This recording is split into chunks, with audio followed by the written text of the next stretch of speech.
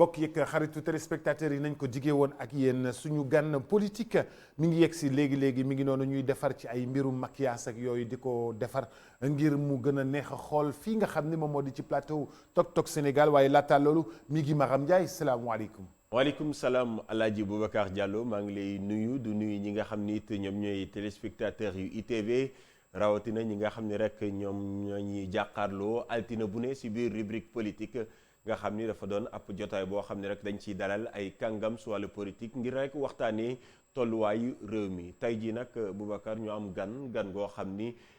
daanaka dootuñ ko présenté si wàllu politique mu doon député à l'Assemblée nationale doon itam njiital parti bi nga xam ne rek moom moo di set mooy Sénégal en tête en même temps nekkoon ministre de la communication des télécommunications et des TIC si jamonoy Abdoulaye Wade doon itam porte-parole du gouvernement nekkoon fi ay yoon maire bi fii nga xam ne rek moom mooy diwaanu Kédougou muy Moustapha Mbaba Guirassy Boubacar. Moustapha Mbaba Guirassy laataa ñu koy dalal dafa mel ni fi nga xam ni moom moo di maanaam politique bi fi mu nekk nii xaw na jaxasoo ndax moom Mémé ak Cheikh Bamba Dièye dañoo démissionné ci commission ad hoc bi nga xam ni ñoom ñooy député yi nga xam ni ñoom ñoo war a daje. ngir summi li nga xam ni ngir yëkkati. li nga xam ni moom moo di mbalaanu kiirlaayu Ousmane Sonko waaye terewul Abdou Mbow indil na leen tontu ne du yàq dara ci liggéey bi. effectivement Boubacar mu doon ab commission bi nga xam ne rek fukki membre ak benn la ñu daal di koy taxawal ci assemblée nationale ngir rek xool naka la ñuy def ba yëkkati mbalaanu kiirlaay député bii di Ousmane Sonko wala déet. bunaaw nag ba ñu koy taxawal parti démocratique sénégalais muy groupe liberté et démocrate ñoom ñoo tànnoon ki nga xam ne moom moo di Moustapha Guirassy ak ki nga xam ne rek moom mooy Cheikh Mbacké Dolly ngir rek ñu daal di fay teewal ku jegi si boobule commission Cheikh Bamba Dièye ñi nga xam ne ñoom ñoo di non inscrits mooy député yi nga xam ne si biir assemblée nationale amuñu groupe parlementaire ñoom la fa teewaloon ñoom ñaar nag démb ñoom ñoo daal di jël dogal daal di rek génn si li nga xam ne rek moom mooy boobule commission mu doon commission bi nga xam ne rek moom moo war a déglu ki nga xam ne moom moo di Ousmane Sonko moom la sax tey jii si altine ji lañ ko convoqué woon foofu sa assemblée nationale ci biir commission bi ngir daal di koy déglu mais nag si xibaar yi nga xam ni taataana nañ ko si ki nga xam ne moom moo di Cheikh Bamba Dièye si ay bés yee ñu génn muy aljuma dañ ko yóbbu leen ab convocation mais boobu la convocation nangu ko jël ndaxte ñoom dañoo jàpp ni jamono ju ñu doon waxtaan ngir jéem a xool naka la ñuy def ba déggoo si waxtaan bi naka lay demee si seen ginnaaw la ñu yónni ab gendarme mu daal di yóbbu convocation bi ñu jàpp ne rek loolu du yoon te it dañ leen ñàkk wormaal looloo waral ñoom itam ñu rafetlu taxawaay bi nga xam ne Ousmane Sonko def na ko mooy mu bañ a jël li nga xam ne rek moom moo di boobu la convocation léegi yaa ngi koy wax Abdou Mbow il a répondu moom jàpp na ni du dara lu bees wàllu politique ndaxte tudd na ba joxe sax exemple Madické Niang parce que Madické Niang si vous vous souvenez Boubacar ba ñuy yëkkati mbalaanu kiirlaay ki nga xam ne rek moom moo di Khalifa Babacar Sall moom démissionné woon si li nga xam ne rek moom mooy bureau commission ad hoc boobu parce que commission bi dafay am nu muy tëddee pour doxalin bi dina am rapporteur parce que rapporteur boobule su ñuy def plénière moom moo war a jël kàddu njiital assemblée nationale ku fa teyal gouvernement bi ak kenn su kujje gi koo xam ne rek il est contre li nga xam ne moom la ñuy def mais également député bi mu concerné wala défenseur am nag xam nga ni jamono ji c'est Aïda Mbodj moom la ñu tànn pour mu doon avocat ki nga xam ne rek moom moo di Ousmane Sonko ngir layal ko maintenant njeexital yi nag nee nañ amul benn njeexital pour le moment ci doxalinu li nga xam ne rek moom moo di commission bi donc commission bi tey lay xaar Ousmane Sonko dina ñëw ak du ñëw suñ fekkee ni Ousmane ñëwul ñoom dinañ def seen rapport daal di koy jébbal ñi nga xam ne rek ñoom ñoo di plénière boobu nag ñoom ñoo war a dajaloo ngir jéem a xool naka la ñuy def ba xam dañuy jar nañu dindi wala déet li nga xam ni moom mooy mbalaanu kiirlaay bi suñ ko dindee nag si la yoon mën a tàmbalee carrément li nga xam ne rek moom mooy liggéeyam si mbiru viol bi nga xam ne rek dañ koy tuumal njiital parti bi nga xam ne rek moom moo di Pastef muy Ousmane Sonko. mais mi ngi kon daal kujje gi yombaluñu dara. yëf bi. li nga xam ni noonu la ko Ousmane Sonko woowee. waaye Ousmane Sonko tamit taral na yëf yi. bañ li nga xam ni moom moo di maanaam summi mbalaanu kiirlaayam gaaw lool fi mu nekk nii li nga xam ni moom moo ko gën a arrangé mooy ce jeu politique bi nga xam ni moom foofu la téye xoj fa nguur gi lool xoj fa ñi nga xam ne ñoom ñoo di ñi parti au pouvoir bi parce que fi mu nekk nii tey na leen affaire bi lu mu gën a gudd rek muy gën a am maanaam ay nit yoo xam ne dañu koy soutenir. tout à fait c'est parce que lii muy def nii c'est parce que tamit loi bu assemblée nationale moo ko may parce que suñu yër su ma juumul article 54 bi moom moo koy wax ni yenn yi député yi soo leen siy topp foofu ñu daal di dindi seen mbalaanu kër laay. article 34 également moom mooy wax ni naka la ñuy taxawalee li nga xam ne moom moo di commission donc li muy def yëpp tey jii ay acte politique la aussi parce que moom wax na ko sa njëlbeen moom nangul benn yoon ñu tàqale mbiru mœurs beeg mbiru politique moom dafa jàpp ni lii c'est un complot politique ay militants am si lañ ŋànk ñi nga xam ni ñoom ñoo koy jàppale si lañ ŋànk jàpp nañ ni politique moom moo nekk si ginnaaw mais vrai que nag gis nga ni soo xoolee dafa am loo xam ne dañ ko constaté depuis le début de l'affaire moom mi ngi naan politique la complot moom moo nekk ci ginnaaw mais ñi nga xam ne ñoom la ñuy accuser ñoom silence radio lañ def mooy waa parti au pouvoir mu mel ni benn consigne bi nga xam ni njiitu réew yu Macky Sall dafa mel ni moom moo ko joxe suñu déggee ci yenn xibaar yi nga xam ne moom la ñu taataan bàyyil donc benn boulevard waa Pastef ak ñi nga xam ne ñoom ñooy jàppale Ousmane Sonko parce que depuis le début pour ñu am sax invité dans nos émissions là pour am benn kàngam mi nga xam ni APR la bokk pour wax ci mbir mi jafe la kenn lañ fi am sa njëlbeen koo xam ni mooy Moussa Sy bañ ko fi indee mais depuis lors ñu ngi wër beneen kàngam ci plateau yëpp pour ñu jéem waxtaan kenn bëggu see wax dafa mel ni loo xam ni rek benn consigne la bi ñu joxe ci biir parti bi donc ñi ngay gis ñu wax ci société civile bi la ñi ngay gis ci wax ci moom mooy kujje gi ñi nga gis ñuy wax moom mooy ñi nga xam ne ñoom ñoo ànd ak ñi nga kii di Ousmane Sonko kon tey jii ñu ngi jéem a seetal seen bopp même les avocats de Adji Sarr tey à part presque ki nga xam ne moom moo di maître El Hadji Diouf gisuñ beneen kàngam bi nga xam ni peut-être avocat la peut-être tey gis nañ maître Abou Diali Kane su ma juumul moom itam mu def benn interview ak suñuy naataangoo ngir wax ci bile dossier moom itam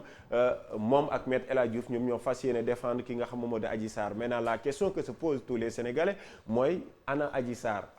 jàpp nañ nit su procès bi dooree moom dinañ ko gis ngir mu jéem a aussi joxe version de vive voix devant les avocats devant les Sénégalais pour ñu xam réellement ce qui s'est passé pour yoon mun a àtte. lan moo xew loolu yëpp ba nga xam ni Moustapha Guirassy nga xam ni moom honorable député ak chefu parti bi di set ak nekkoon fi jamono yooyu nga xam ni moom moo di jamonoy maître Abdoulaye Wade ministre bi ñu dénk communication télécommunication ak TIC moom mooy ganu mi gi Maram Ndiaye kon ñu daal di tàmbali ci waxtaan wi bismillah mi gi sa gan mi ngi noonu. di la nii bu baax a baax honorable député Moustapha Guirassy di am mbégte di ànd ak yow si biir émission bi. macha allah jërëjëf di kontaan lool nekk fi di nuyu tamit suma xarit gëj ko gis lool di ko seetaan rek télé buuba waaw kontaan lool teew fi maa ngi nuyu tamit téléspectateurs yëpp incha allah. alors si fàttali wax naa ko sànq si njëlbeen Moustapha Mbaba Guirassy moom député la sa assemblée nationale bokk si li nga xam ne rek moom mooy groupe parlementaire Liberté et Démocrate nekkoon it ministre bu yor wàllu communication télécommunication ak TIC nekkoon it porte-parole du gouvernement si jamonoy Abdoulaye Wade nekkoon it maire bu Kédougou alors l'information bu mujj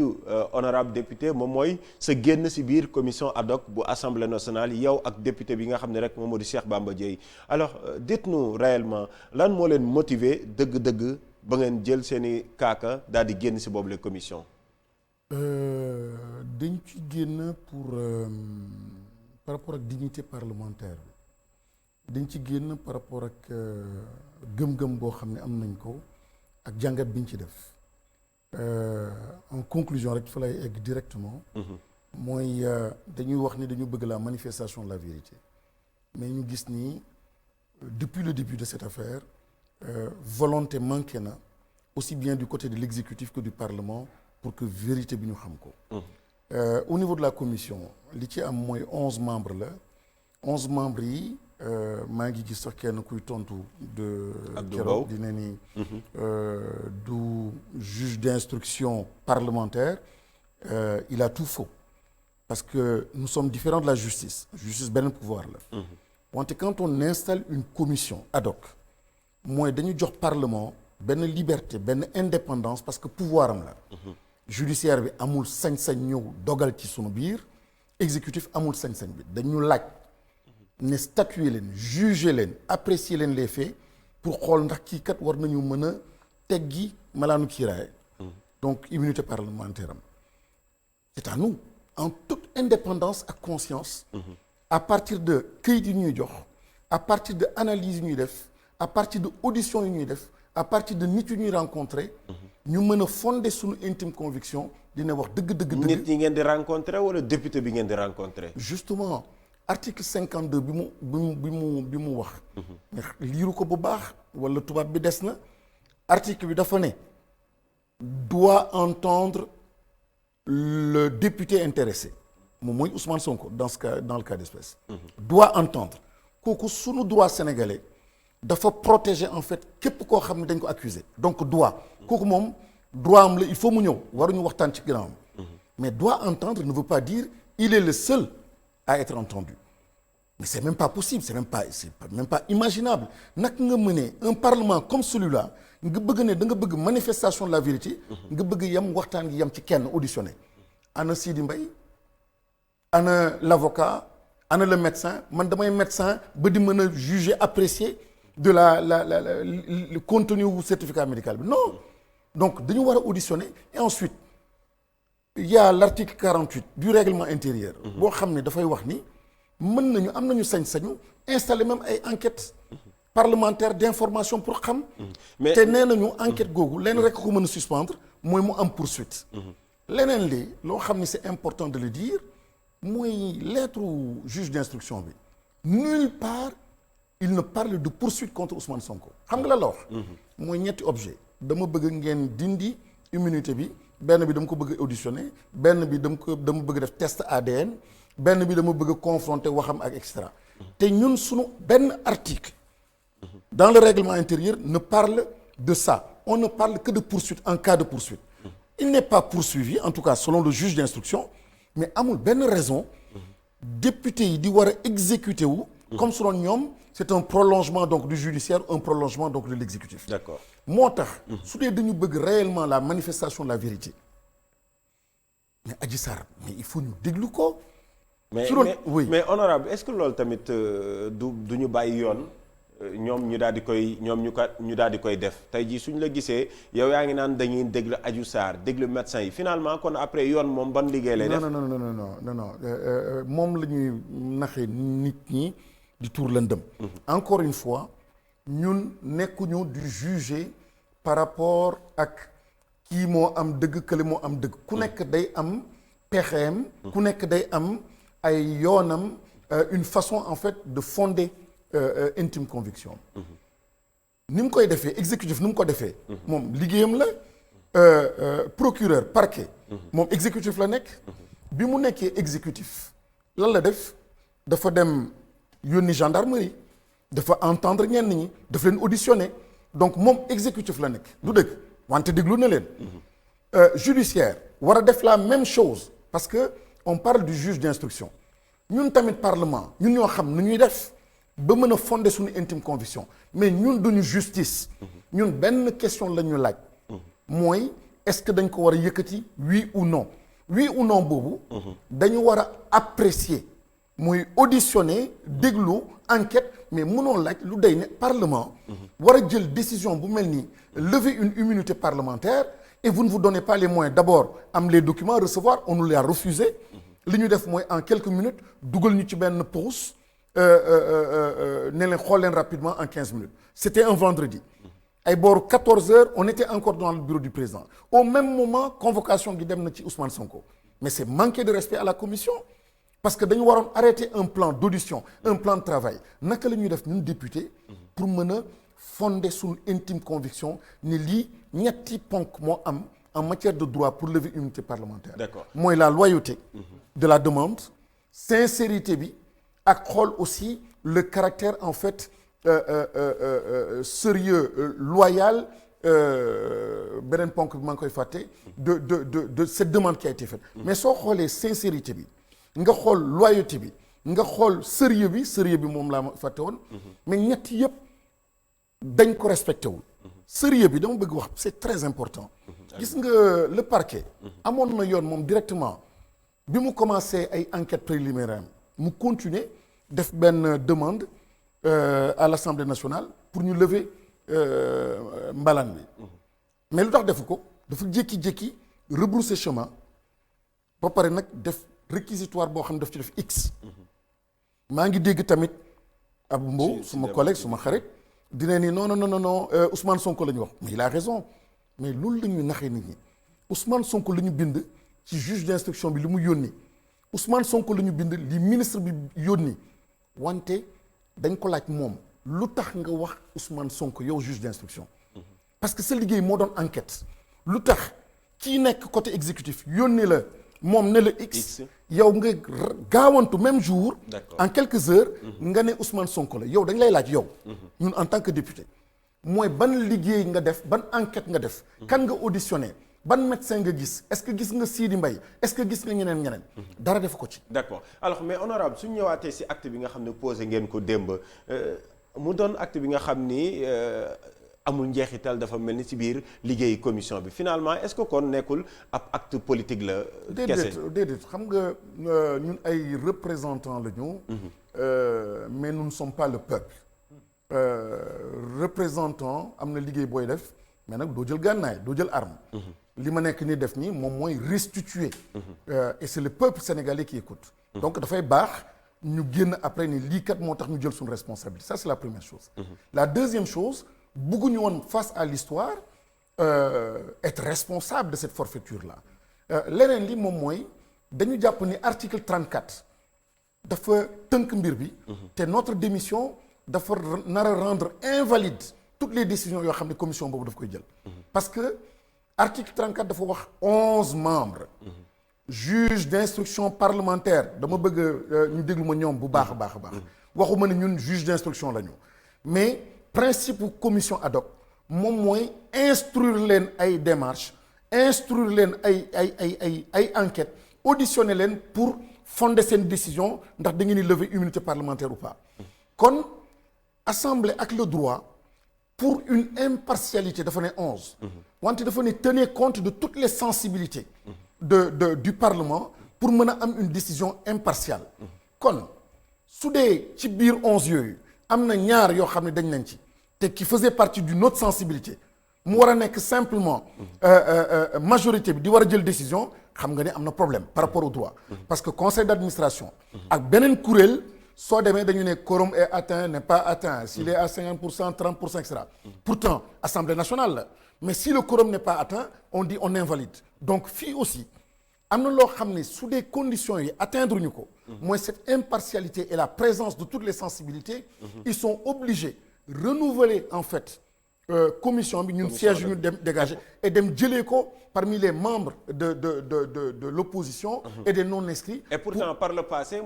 honorable Khalifa Sall 2017 sànq maa ngi koy xoolaat laataa may dugg ci émission bi 2017 2018 Maître Madické Niang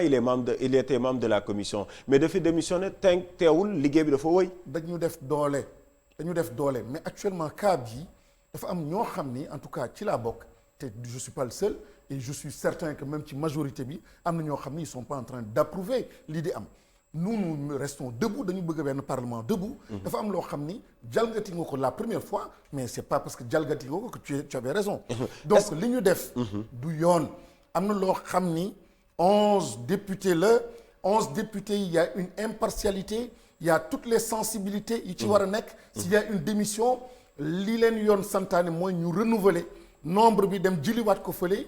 ci opposition ak non inscrit sinon seen décision yëpp sont attaquables et pourtant tey si altine ji la ñu convoqué ki nga xam ne moom moo di Ousmane Sonko si gendarme boobu nga ñu doon wax ni moom moo yóbbu woon convocation bi kon tey ji est-ce que jàpp nga ni liggéey bi day wëy wala li ngeen def ni dina ko bloqué carrément su dee respecté nañu parlement sénégalais su dee respecté nañu le droit su dee respecté nañu le règlement intérieur s'ils ont du respect aussi pour la dignité parlementaire dañu war a wéyal yoon dellu gannaaw xam ni y a des députés parce que la minorité gis nga même dans le droit même en matière d'affaires être minoritaire un actionnaire minoritaire mais da nga am protection donc aujourd'hui le droit dafa évoluer donc c'est pas parce que vous êtes 2 ou 3 que amu leen droit donc tey jii adduna et dans une démocratie on protège donc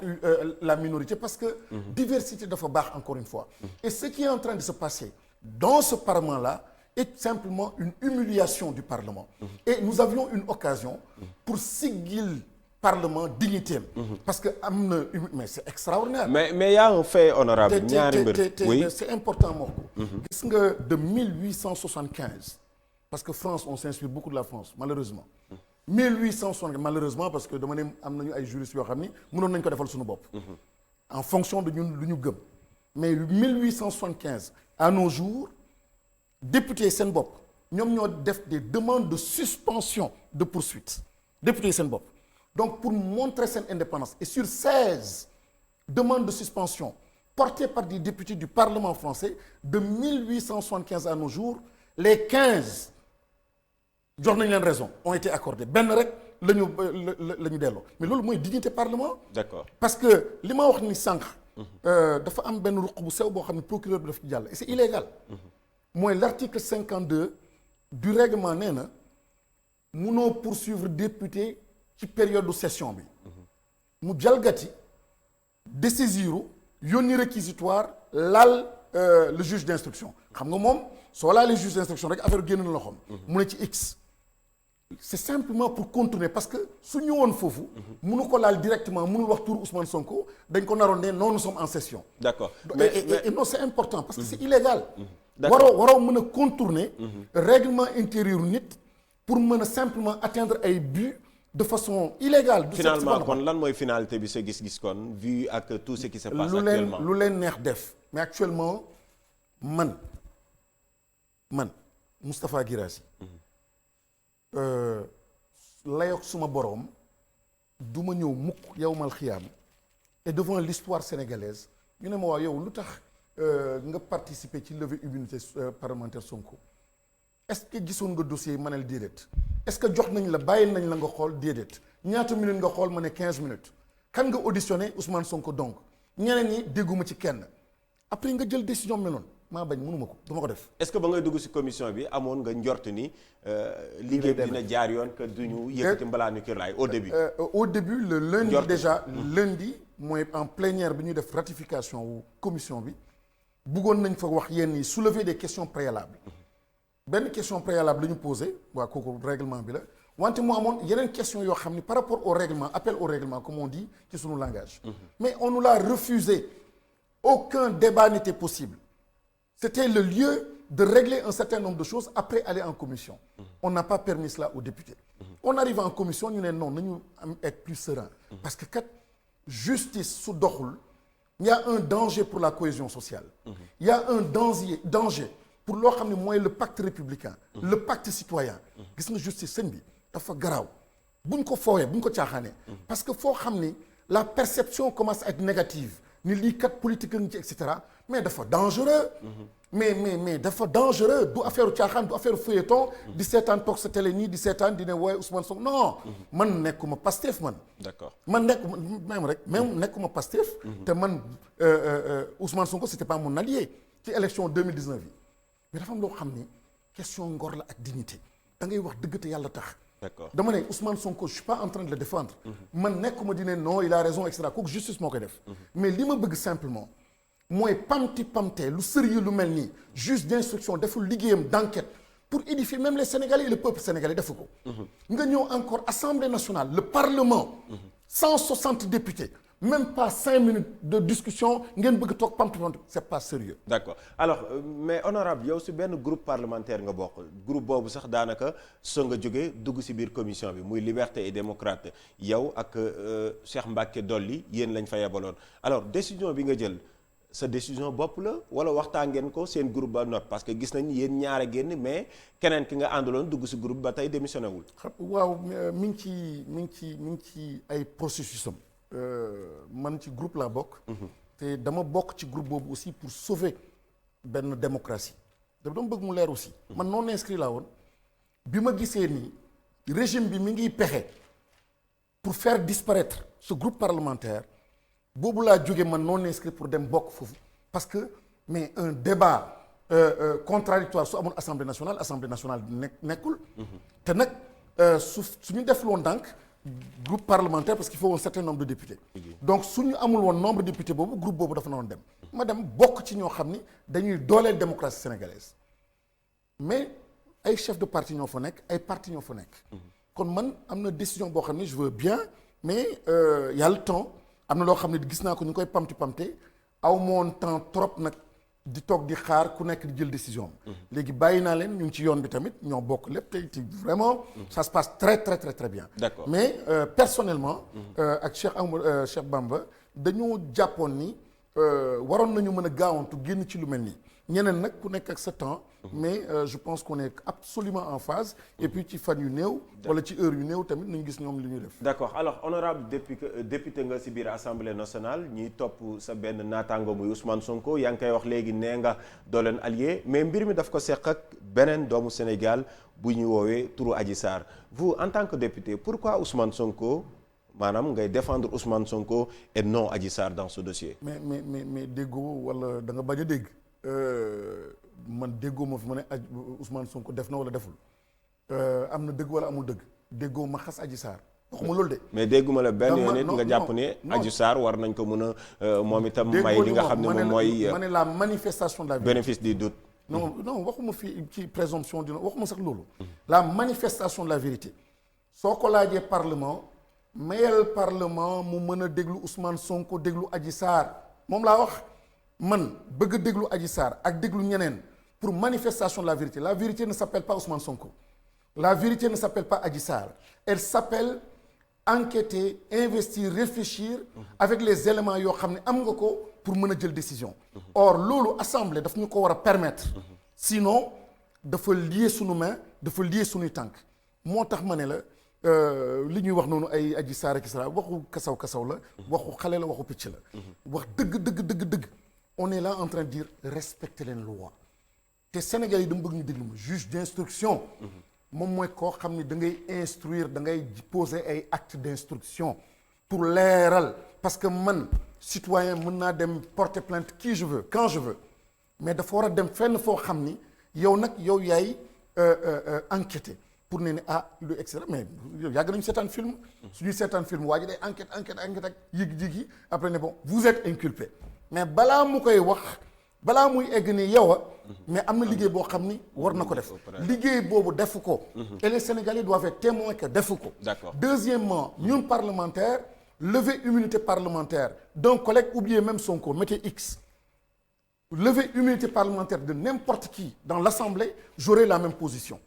mais gis nañ foofu assemblée boobu nga bokk lever immunité parlementaire député daanaka règle la fa maanaam c'est rare est-ce que am na sax député boo xam ne mos na fa ñëw maanaam culture la daal waaw la alors finalement xam nga li tax parce que il marche par consigne de vote la dignité il faut le dire hein nous avons perdu notre dignité de parlementaire et ils rendent un mauvais service au président Macky Sall parce que su doon dañ ko bëgg dëgg mais lu mel nii c'était mais vraiment extraordinaire et les Sénégalais allaient applaudir et Macky Sall allait avoir vraiment mais la sympathie de beaucoup de Sénégalais moom mu eggoon assemblée mais mu bàyyi libre le débat et que finalement ñu ne ko président ñun de gis nañ ni lii daal am na loo xam ne sérieux wu ci et cetera war nañu delloowaat copie bi au procureur wala au juge d'instruction ñu def seen liggéey mais loolu ndam la pour moom ndam la pour réew mi ndam la pour la démocratie mais quand tout le monde se plie quand on se couche voilà les résultats te nag mais sëñ bi yàlla fi ne gis nga mbir bi dañu war a respecter dignité humaine te dignité humaine c'est le parlement le pauvre et cetera lii je dis c'est une affaire boo xam ni extrêmement sérieuse et importante il faut ku nekk def liggéeyam te la justice hein moi je vais pas pointer du doigt la justice parce que justice am na ñoo xam ne du ñu def liggéey bii am na ñoo xam ne aujourd'hui ils sont au niveau de la justice et ils n'apprécient pas du tout ce qui est en train de se faire. Autrement dit su ma la déggee ngay wax dafa mel ni y a une main derrière sa gis-gis ni ngay waxee naan am nañu ko doon apprécier. mais c'est évident que am na kenn koo xam ni ou ñenn ñoo xam ni ñoom ñoo joxe seen mot d'ordre ñoom ñoo ne ni kii pamti leen ko lever leen immunité bi. kii par exemple. xaw ma ben régime bi c'est même pas la peine dugg XY. régime bi c'est très clair régime bi moo fi ne. régime bi moo am intérêt def lii donc pamti ko jël ko yóbbu ko tëj ko et cetera mais léegi je me pose même de sérieuses questions. lesquelles. mooy question bi mooy est-ce que bi ñuy criminaliser loi wu viol bi est-ce que du lii lañ doon viser parce que j'en profite pour demander aux Sénégalais de faire attention parce que n'importe qui ci ñun suñ la bëggee fexeel mën nañ ñëw taxaw rek ne la yow yaa defoon lii démb parce que dafa am ay dispositions yoo xam ne ci biir loi bi yu jàll te on n'a pas fait attention mooy mën nañu ñëw rek ne la yow yaa defoon lii mais la loi immédiatement dañ lay jël donc dafa nekk loo xam ne lu garaaw ensuite li ci gën a garaaw nee nañu juge d'instruction bi su la jëlee placer la garde kii la mandat de dépôt amul app mën nga fa toog 10 ans on le précise dans la loi. mën nga fa toog 10 ans 15 ans. On dit sans délai sans limite. mais seen responsabilité honorable mi ngi si de parce que loi bi yéen a ko voté est-ce que ba ngeen koy voté xalaat ngeen lii yëpp lan mooy conséquence nous sommes des représentants mais nous ne sommes pas le peuple et le peuple sénégalais malheureusement dañ ko war a wax dehors parce que lii yëpp ñuy wax on est en train de penser présent. Et quand tu penses présent souvent tu t'enfermes dans l'espace. Et puis bon ñu ne affaire assemblée la affaire gay la am na wax yoo xam ni. dafa war a interpeller dafa war a mobiliser donc l'opinion et le peuple mais cette question-là est une question très sérieuse parce que mën na indi de sérieux problèmes dans les ménages. D'accord. ku sa jabar bu la bëgg a fexeel. il suffit simplement mu ne da nga ko forcer rek jàpp nañ la dugal nañ la tilimal nañ la et cetera et cetera. donc c'est un problème très sérieux il faut ku nekk jëlaat loi boobu xoolaat ko bu baax parce que danger la te arme la boo xam ni extraordinairement arme de destruction massive la. Monsieur l'honorable député yéen ci assemblée nationale bu ngeen feebaree est-ce que assemblée nationale da leen di jël en charge comme ni yenn nit yi ci liggéeyukaay yi bu ñu feebaree assemblée nationale da leen di jël en charge. waaw am nañu assurance boobu mais ci loolu dama yàgg naa dégg débat yu bëri mais dama bëgg aussi ñu cohérent man am na yenn position Ousmane Sonko yoo xam ne d'accord ma ci parce que man am na yenn privilège yoo xam ni man jëli naa ko par exemple am na benn moment boo xam ne je sais pas ñaata la ñu jox député yi une petite enveloppe là pour par rapport à une session boo xam ne def nañ ko je crois 500 000 francs donc chaque député et cetera mais Ousmane Sonko n'est pas allé chercher. jëliwul 500 000 non mosu ko dem jëli amul benn session boo xam ne dem na ko jëli principe am la déggoon nañ ko fi il y a quelque temps aussi muy kaas ni xaw ma c'est pas normal ñuy fay temps même ñu bëri député yi mere ko ci principe am la donc moom dafa décider depuis longtemps suur ci yu bëri parce que buggu ci taq buggul et cetera parce que aussi ku mel ni moom et il a peut-être raison maintenant su demoon ba ñu amal ko ay éléments am xam li ko dalak xam li ko et cetera mais li ma gis nii peut-être moom moo taxoon muy daw di laal benn këyit wala di dugg ak ñoom di jëflante ak ñoom donc vraiment di ko neen woy assemblée mënoon na la jël en charge et cetera au-delà de la question d'argent je dis moi je remarque simplement ça n'engage que moi li may wax nii sur plusieurs faits am na benn attitude boo xam ni qui montrait que buggul woon dara ci loo xam ni daf koy jëlee assemblée nationale mais honorable quelqu'un qui est malade et qui est un élu du peuple doit être pris en charge par le peuple. mais il est pris en charge. mais pourquoi ñu jël la en charge nga am assurance war a dem faju ji nga dem ci benn salon ci koñ bi dugganteeg ay jigéen. moom lay wax am na ñoo xam ni ay président de la république am ñoo xam ne ay député dañu renoncer seen salaire te seen droit la moom tamit am na gis-gis boo xam ne am na ko nee na lii duma ko jël kooku droit am la te nag su doon bii rek la ma ne assez suspect mais sur plusieurs cas plusieurs faits et les Sénégalais ont été témoins mu renoncer en fait à certains privilèges mais pourquoi bii ñu bëgg de façon spéciale non bii da nga waroon jël par force mais honorable yow war nañ la faj ñun ñii di Sénégalais yi la fal war nañ la faj lu tax nga ne bëggoo suñu faj. waaw lu tax bëggoo sa salaire lu tax nga renoncer sa indemnité. waaw non xaaral wax ma lan moo tax lu tax. non wala moo tax mu war a renoncer ci faj bi nga xam ne ñun ñoo ko war a ñun ñi ko yóbbu assemblée nationale. voteel ko. waaw ñoo ko war a jël en charge fayal ko pour mu faju mu bëggul suñu faju. de waxul loolu de. ah non mais parce que bu bàyyee suñu faju. non assurance. grand. assurance bi ñu ko joxal. pour mu faju mu bàyyi fa assurance boobu war a dem chez un professionnel pour mu faj ko. mu bañ a dem chez un professionnel dem si un non professionnel. et en surplus de quoi ku jigéen. non soo changer mot bi nga utiliser rek par privilège lu tax mu refuser privilège rek yow sa bopp di nga tontu sa bopp. parce que am na ñu bëri ñoo xam ne ci seen liggéey ils renoncent à des privilèges simplement par éthique par et cetera que ça n'engage que la personne qui renonce à certains privilèges maintenant ci affaire ay fii la dem salon boobu sax dégg naa ci coow lu bëri wooy pourquoi mu dem na man su ma booru kër dafa am benn salon massage boo xam ne ay chinois fa nekk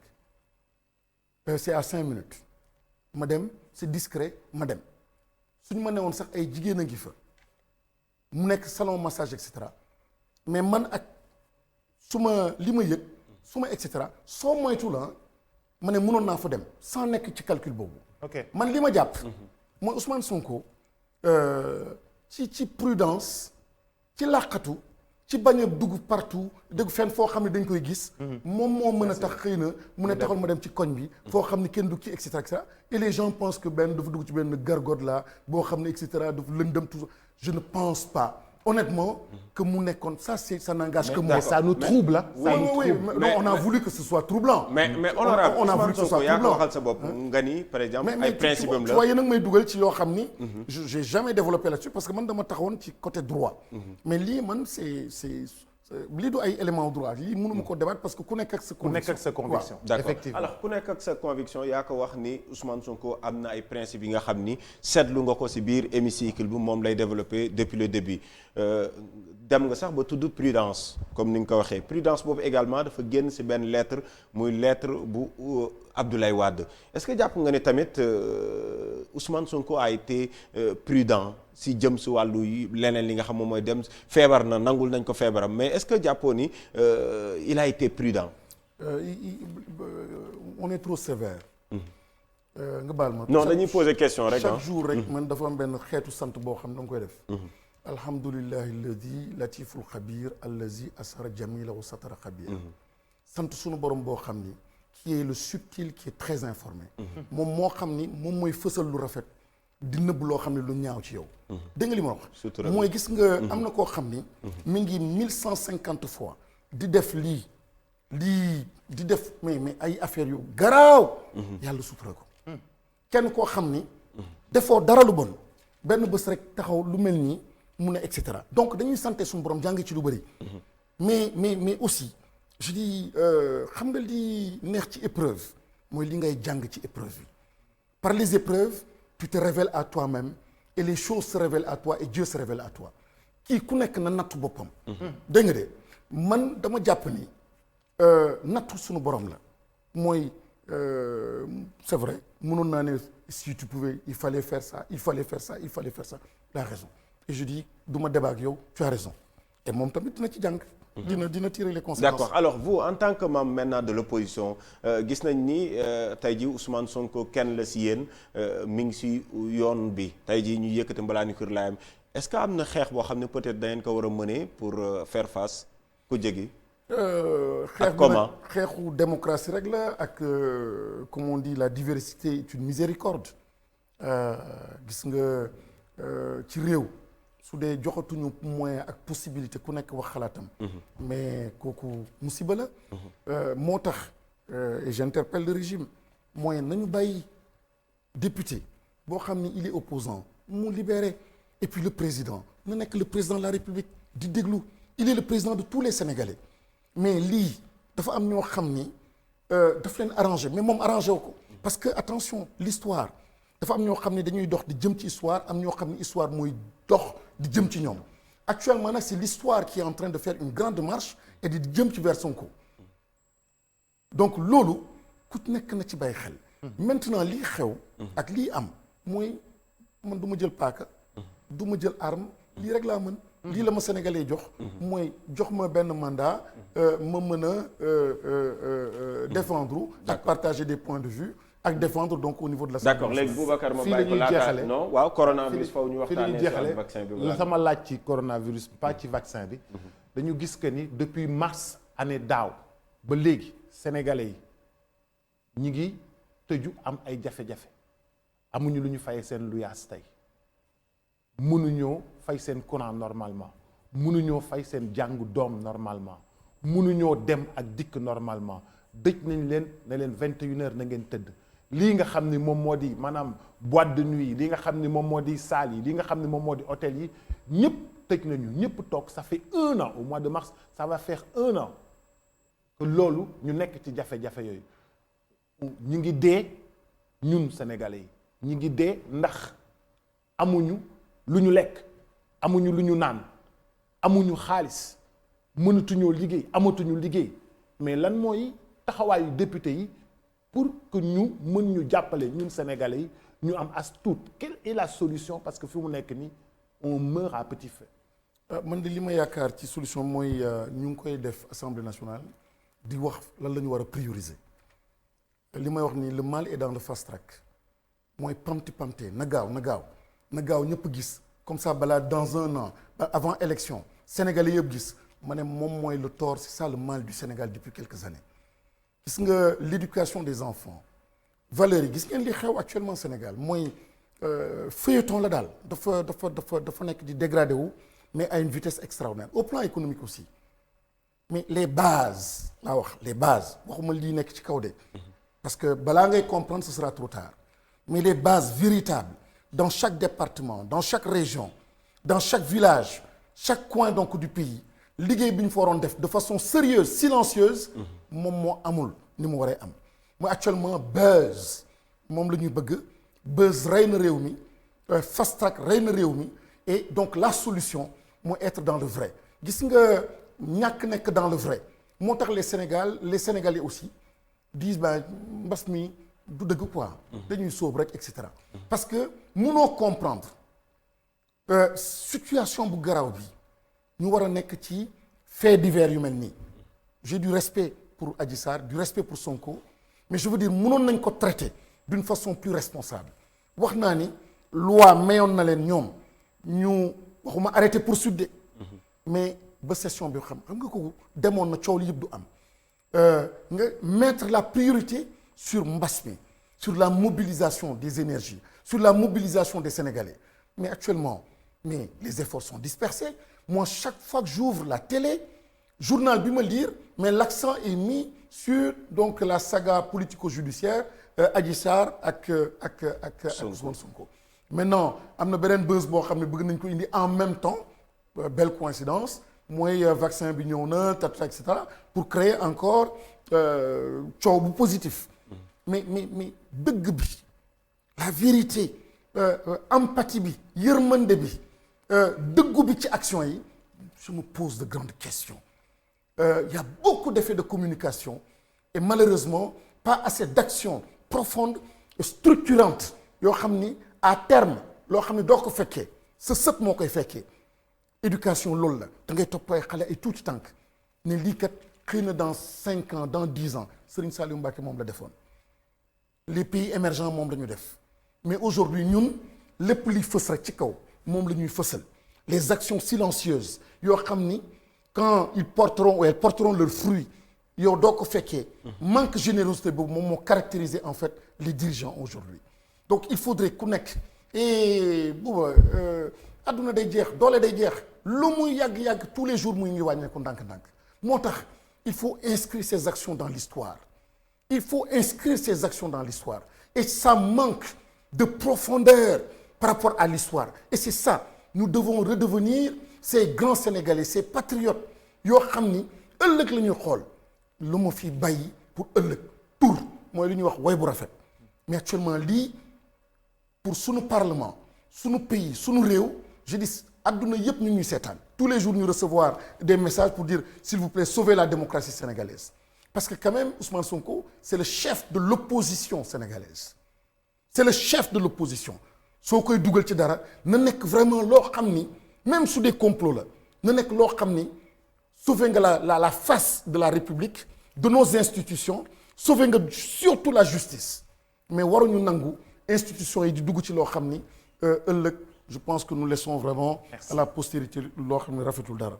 merci. di ko jaajëfal baax a baax mu nekkoon suñu gan di Moustapha Maba Guirassy nekk député nekk jiital aussi parti bi nga xam ne rek moom moo di 7 Sénégal en tête Boubacar ma lay jaajëfal baax a baax di jaajëfal ñi nga xam ne ñoom ñoo di téléspectateurs yi.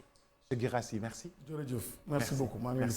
Merci. Mesdames, Messieurs, très chers téléspectateurs, c'était votre matinale d'information Toc Toc sur Net Sénégal, sur ITV. Rendez-vous s'il plaît à Dieu, ce sera demain. D'ici là, portez-vous bien et portez bien vos masques et prenez soin de vous et de vos familles. Prenez bien soin de vous et portez vos masques. C'est important. Ciao, à demain.